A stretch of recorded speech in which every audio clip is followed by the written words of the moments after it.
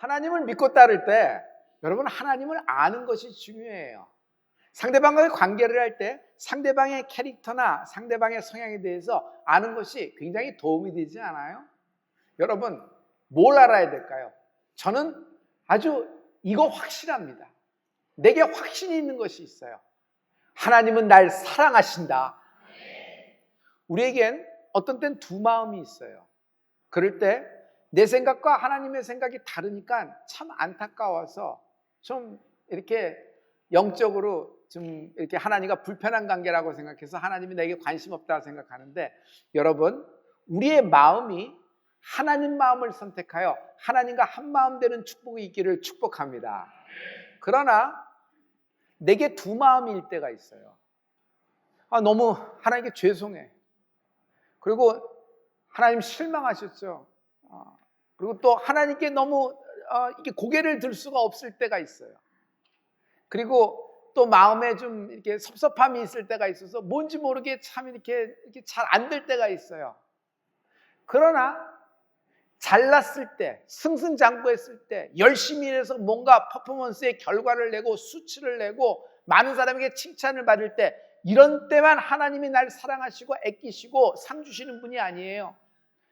하나님이 내게 이렇게 내 마음이 어렵고 힘들고 구부러지고 도망가고 싶고 숨고 싶을 때도 하나님은 여전히 날 사랑하십니다. 하나님은 공감하세요. 하나님의 마음과 공감하는 나를 공감하시는 것이 아니라 하나님의 마음과 상관없이 내 마음대로 꼬부라지고 어그러지고 슬퍼하고 이럴 때 하나님은 날 찾아와 내 마음과 공감해 주세요. 위로가 어떻게 되죠? 위로라는 것은 다 뜯어고치고 체벌하고 책망하고 아주 그냥 아주 혼찌검을 낸 다음에 각서를 쓰고 다시는 안 하겠다고 다짐을 받고 그 다음에 위로하나요? 그렇지 않아요. 이 상태 이대로 슬픈 상태, 어려운 상태, 정말 고개를 들 수 없는 미안한 상태, 어떤 때는 도망가고 싶은 상태, 그러나 하나님은 상관하지 않았어요. 먼저 찾아와 나와 공감해 주시고 나를 위로해 주신다. 그리고 그것으로 끝나지 않아요. 반드시 신원하십니다. 여러분, 인생은 누구하고 손잡느냐예요. 어떤 사람하고 손잡느냐에 따라서 굉장히 판이 달라지죠. 계약이 뭐죠? 서류에 있는 내용을 중요하게 생각하고 뭐 특약까지 넣고 이렇게 단단하게 합니다. 그러나 가장 중요한 건 계약한 당사자 간에 이행이 없으면 안 돼요. 그래서 계약서 내용보다도 계약하는 사람을 믿을 만한 것인가, 이것이 이행이 안 될 경우 이 일이 잠식하잖아요. 이 일이 구부러져서 한동안 끌고 가기 때문에 시간이 그냥 정체가 되잖아요. 그래서 누구하고 계약하느냐, 누구하고 손잡느냐가 그만큼 중요해요. 여러분, 자녀의 학군과 학교를 고를 때 여러분 교사 선생님이 누군지 많이 보죠. 왜냐하면 선생님과 친구, 내 아들과 딸이 누구하고 손을 잡고 누구 손에 의탁하느냐, 이것이 굉장히 소중하잖아요. 사교육도 마찬가지일 거예요. 그냥 보내는 것이 아니라 엄마가 아빠가 살펴봅니다. 내 자녀를 의탁을 해야 되는데, 저의 손에 의탁을 해야 되는데 저와 이렇게 내 자녀를 맡길 수 있을까, 이런 생각을 하는 거예요. 여러분, 사람하고 손잡지 말고 하나님하고 손잡으십시오. 여러분, 저는 이걸 동업이라고 해요. 하나님하고 동업하는 은혜가 있을지어다. 하나님하고 동업할 때 인생이 풀린다. 여러분 한번 해보실래요? 하나님과 손잡으라. 시작!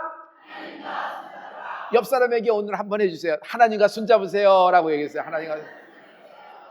사랑하는 성도 여러분, 하나님이 손잡아 주시면 흔들리는 나를 붙잡아 주실 것입니다. 하나님이 손잡아 주시면 좌우로 요동치는 나를 붙잡아 주실 줄 믿습니다. 어떤 구덩이 속에 빠져서 여러분 잠식되고 허우적거린다 그래도 하나님과 손잡으면 하나님이 건져내신다. 엘리야가 현타가 왔어요. 엘리야의 현타는요, 갈멜산 직후에 일어났습니다. 850대 1로 영적 전쟁에서 승리했어요. 이스라엘 12지파가 다 보고 심지어 왕까지 다 보는 업장에서 하늘에서 불을 내린 사람이 엘리야입니다. 단 한 번의 기도 일성에. 그런데 아무 일도 안 생겨. 그 이후에 아무 일도 안 생겨. 오히려 전보다 나쁜 상황으로 갔어. 12지파가 회개 운동을 하고 바알의 신전과 아세라 목상을 떼어내고 뭔가 일어나고 왕은 대회개를 하면서 뭔가 거국적인 일이 일어날 것 같고 자기는 예배를 이렇게 하면서 막 이렇게 될 것 같은데 오히려 자기를 죽이려고 쫓아오는 추격대를 봅니다. 그러니 엘리야가 얼마나 흔들리겠어요. 그냥 현실이 딱 부딪혔는데 그렇게 위대한 하나님의 일을 이루고 결과를 나타냈음에도 불구하고 자기의 현실은 현타가 팍 오는 겁니다. 이렇게 현타가 온 엘리야를 하나님이 떠나셨나요? 엘리야 그렇게 잘하고 그렇게 열심히 하더니 이젠 에너지를 다 썼나 보다. 소모가 다 됐나 보다. 이젠 효용 가치가 없네. 제자 중에서 하나를 고를게. 이젠 쉬어라. 엘리야 아니 그렇게 너가 기도 일성에 내가 이렇게 불도 내려주고 너의 기도에 응답해주는데 너 이럴 수 있어? 저럴 수 있어? 나무라거나 꾸짖거나 하나님이 책망하셨나? 그렇지 않아요. 오히려 숨어 불 속에 들어가 죽기를 각오한 엘리야에게 죽기를 각오했어요. 죽기를 선택을 했어요. 그 엘리야에게 하나님이 찾아와 공감하십니다. 그를 위로하세요. 그리고 그를 회복시켜요. 그리고 마침내 그를 신원시킨다. 엘리야의 신원이 어떻게 일어났습니까? 하늘에서 하나님이 불병거를 내려버립니다. 그리고 회오리 바람과 함께 죽음을 맛보지 않고 산채로 올라가는 것이에요. 할렐루야! 할렐루야! 엘리야는 인생이 최고로 흔들리는 현타 지점에서 조금만 그냥 멘붕까지 왔죠. 이미 멘붕까지 와서 이제 모든 것이 이제 끝나는 상황, 그 상황 속에서 하나님이 그를 찾아와 위로하시고 하나님이 역사하시는 하나님을 찬양합니다. 기억하세요. 하나님은 화를 내시는 분이 아니에요. 하나님은 진노하시고 불만 내리시고 그냥 채찍질 하시는 분이 아니라 하나님은 다정다감하신 분이에요. 내 마음과 공감해 주세요. 너의 질병, 나는 높고 높은 곳에 있어서 그것을 잘 모르지만 너의 사정이 딱하니까 내가 너를 좀 위로한다가 아니에요. 네 질병 내가 담당했다. 그래서 너의 병을 내가 너무 잘한다. 그러나 내가 이것 때문에 채찍에 맞았으니 너는 나음이 있을 것이다. 가난 내가 너무 잘 알아. 내가 말구 위에서 나고 머리 둘 것도 없고 여벌에 옷도 없었잖아. 그래서 내가 너를 잘 이해해. 너를 공감한다. 그러나 기억하라. 오늘날 성령의 역사로 너의 그릇과 너의 모든 통이 하나님의 그 가루와 그 기름이 그칠 날이 없는 축복이 있을지어다. 하나님은 다정다감하신 분이에요. 다정다감하신 분이에요. 억울한 심정. 여러분, 당신이 억울할 때 하나님은 왜 억울해? 원인과 이유. 그럴만하구나. 그러니까 상황을 이해해서 억울함에 한 표 던지고 공감해 주시는 분이 아니에요. 그냥 어떤 이유든지 상관없이 억울함을 갖고 있을 때 하나님은 내 편이 되어주세요. 여러분, 사람은 한계가 있어요. 더 이상 공감하지 못하고 더 이상 짊어질 수가 없어요. 가족인데도 어떻게 더 이상 짊어져? 여러분, 암 사기입니다. 가족이 4식구면 일기 4식구로 다려서 암 1기로 평균 n분의 1로 나눠지는 거예요? 아니잖아요. 사랑하지만 어떻게 대신해 줄 수가 없어요. 그 다음 삶은 어떻게 해야 되지? 이런 생각을 하는데 주님은 그렇지 않아요. 내가 네 질병을 잘한다. 내가 너의 질병을 담당했다. 할렐루야. 다정다감하신 하나님이 오늘 손을 내밀고 계십니다. 여러분, 이사야서 54장 4절부터 5절에 여러분이 이런 축복을 받게 될 거예요. 우리 다 같이 두려워하지 말라. 내가 수치를 당하지 아니하리라. 놀라지 말라. 내가 부끄러움을 보지 아니하리라. 내가 내 젊었을 때의 수치를 잊겠고 과부 때의 치욕을 다시 기억함이 없으리니. 저 말씀을 잘 보면 다 과거의 일이에요. 여러분의 과거에 잃었던 수치, 억울함, 부끄러움, 그리고 흔들렸던 것, 그리고 도망치고 죽고 싶었던 것, 더 이상 회생 불가능할 수 없던 그냥 훅 잠식된 모든 것들. 그러나 이 모든 것을 하나님이 평안으로, 기쁨으로 하나님이 바꿔주신 하나님을 찬양합니다. 하나님과 손잡으십시오. 여러분의 현타가 오히려 자신감으로 변할 거예요.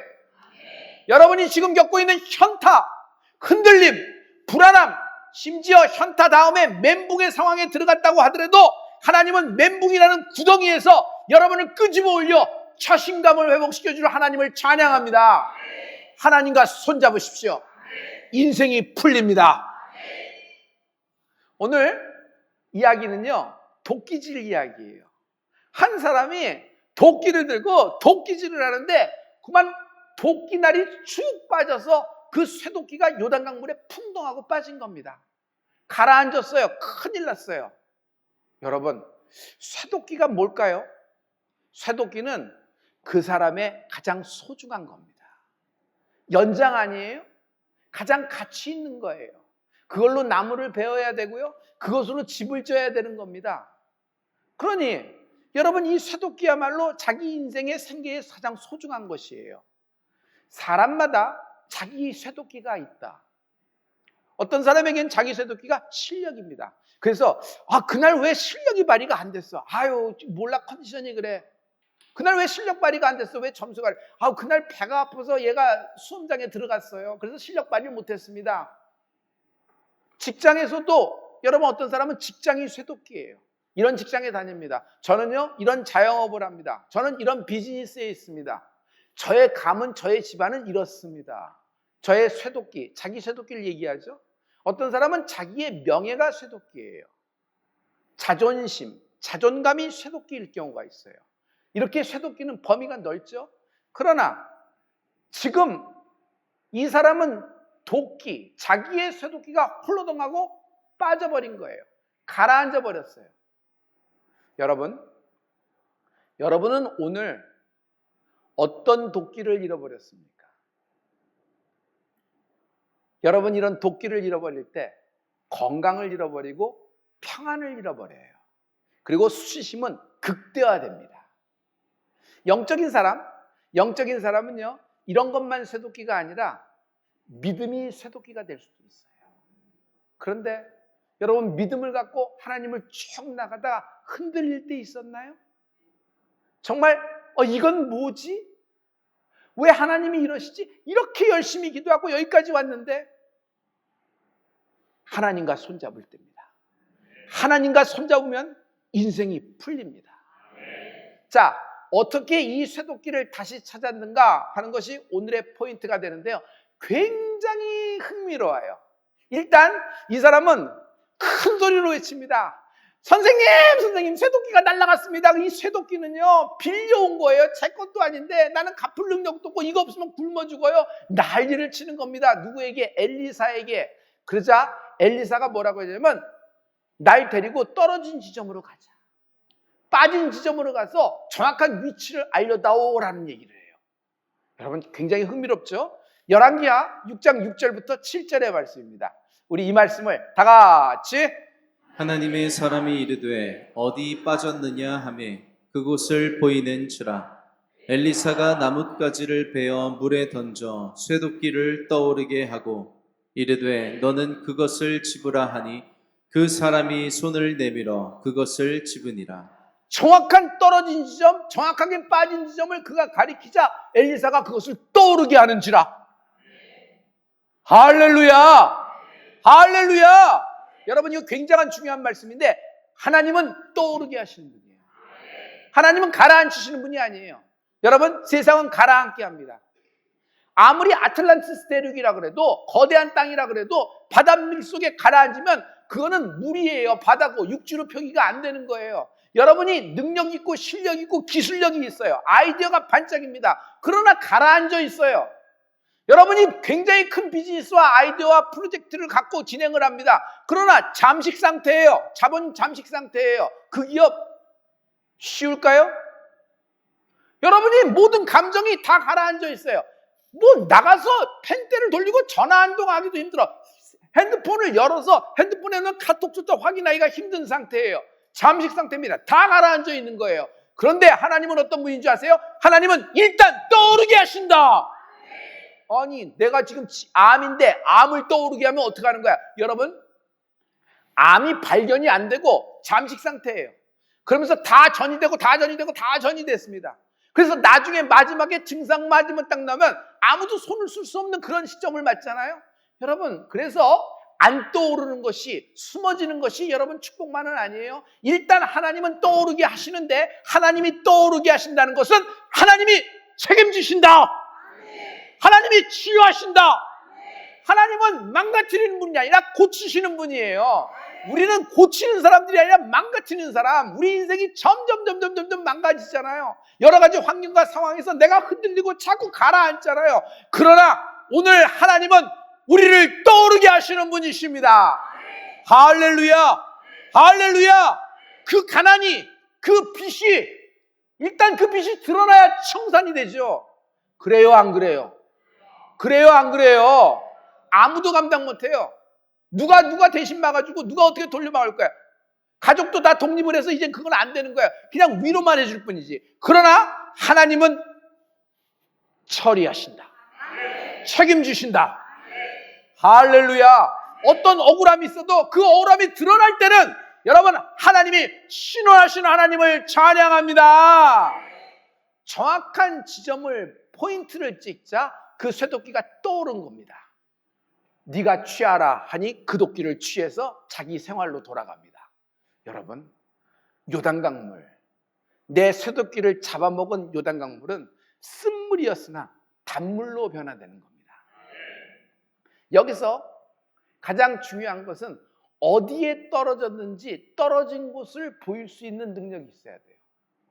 어디에 빠졌는지 포인트를 정확하게 돼야 돼요. 여기입니다. 여기가 분명합니다. 한남대교 밑에 요 지점이었습니다. 하고 있는데, 아니 그게 그 지점이야? 너 배 타고 있잖아. 배 타고 있는데 이러고 있으면 10초만 지나도 여러분 몇 메타가 지나가요. 그 지점이 아니에요. 그래서 우리는 떨어진 지점을 제대로 알 수가 없어요. 이런 거죠. 우리가 어떤 일이 생겼을 때 여러분 그 배후에 그 연장선상에서 동기화돼서 싱크가 돼서 연동되어 움직이는데 초기에 무엇 때문에 이런 일이 일어났는지, 또 어떤 일 때문에 이것이 촉발이 됐는지, 그리고 이것이 어떤 일로 어떤 결과가 오는지 기승전결을 자꾸 따지려고 캐다가 여러분 점점 감정 소비가 이루어지면서 바닥이 나는 거예요. 그걸 하지 말라는 얘기가 아니라 인간의 인식으로는 알 수 있는 데가 한계가 있다는 거예요. 반드시 영적으로 봐야 되는데 그것은 하나님만이 아시는 부분이란 말이에요. 그래서 어떤 성도에 일어난 어떤 불행한 일, 어떤 나쁜 일이 일어났을 때 평소에 내가 보니까 그때 그랬잖아. 그래서 불편합니다. 왜? 우리는 판단관이 아니에요. 자기 손에 들어오는 직관 가지고 툭툭 얘기하는 거 정말 불편합니다. 여러분, 우리는 중보자가 되는 축복이 있을지어다. 그를 위해 중보하는 그런 공동체가 되는 축복이 있기를 예수 이름으로 축원합니다. 할렐루야. 떨어진 점. 이건 굉장히 중요한 건데 지금은 여러분 구약의 열왕기 하의 이야기예요.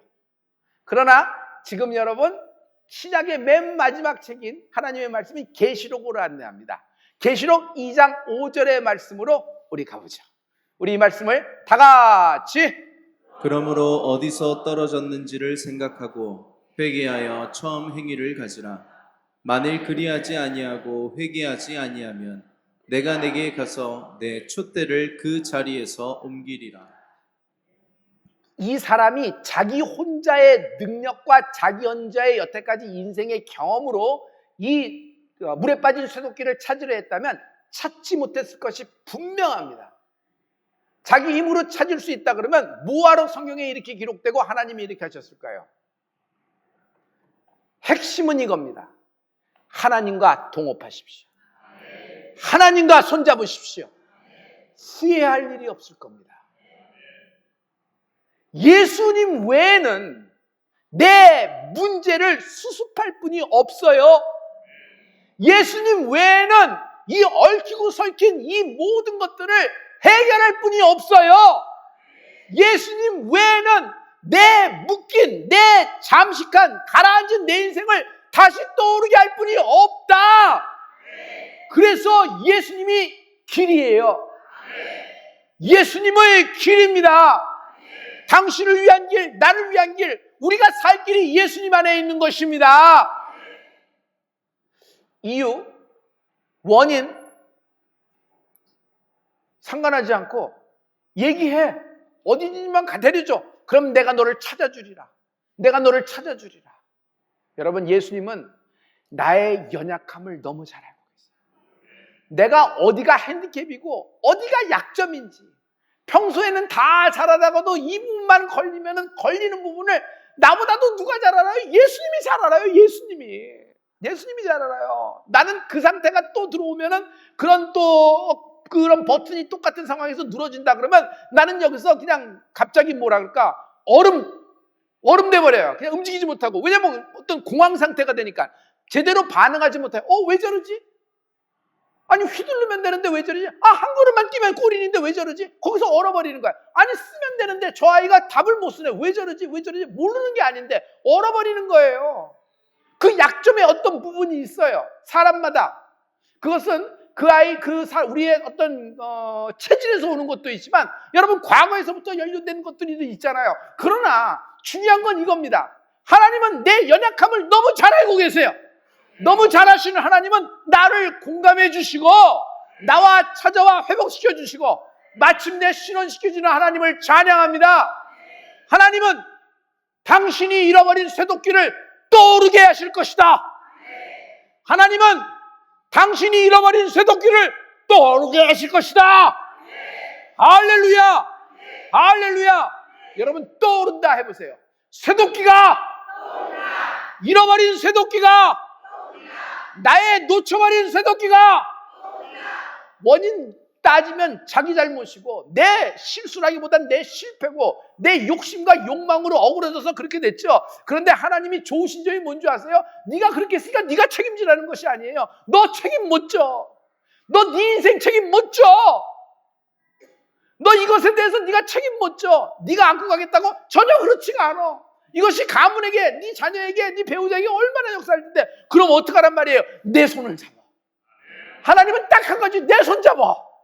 내 손 잡아. 멀리 있어서 기어 올라와서 손 잡으라는 것이 아니에요. 내 코앞까지 오셔서 내 손 잡아. 잡기만 해. 내가 너를 붙들어 줄 거야. 내가 너를 세워줄 거야. 내가 모든 원수들 앞에서 너를 높이 추석게 해줄 거야. 할렐루야. 당신의 쇠도끼를 떠오르게 하실 것이다. 그러나 우리는 잃어버린 지점을 몰라요. 빠져버린 좌표를 몰라요. 그물이 그물 같고 그 지점이 그 지점 같아요. 그때는 밤이라서 달빛 아래 봤는데 해가 중천에 뜨고 보니까 그림자가 바뀌었네. 그리고 그때는 뭐 암초 옆인 것 같았는데 그 암초는 보이지가 않아. 물이 들어와서 딱 얼렸으니까 강의 지형이 바뀌어버린 거예요. 절대로 찾아낼 수 없어요. 그런데 이 지점을 기억나게 해주신다. 요한복음 14장 26절부터 27절의 말씀이에요. 우리 이 말씀을 다 같이. 보혜사 곧 아버지께서 내 이름으로 보내실 성령, 그가 너희에게 모든 것을 가르치고 내가 너희에게 말한 모든 것을 생각나게 하리라. 평안을 너희에게 끼치노니 곧 나의 평안을 너희에게 주노라. 내가 너희에게 주는 것은 세상이 주는 것과 같지 아니하니라. 너희는 마음에 근심하지도 말고 두려워하지도 말라. 평안을 주노니 평안하라. 그냥 하나님은 냅다 평안 주니까 니네 그냥 무조건 평안을 누려, 이러신 분이 아니에요. 그 앞에 하나님이 뭘 해요? 처리해 주시는 거예요.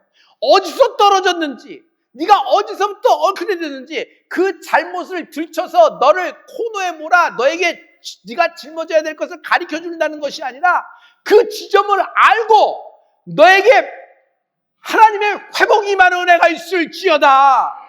여러분, 성령님은 어떤 분이에요? 내 변호사십니다.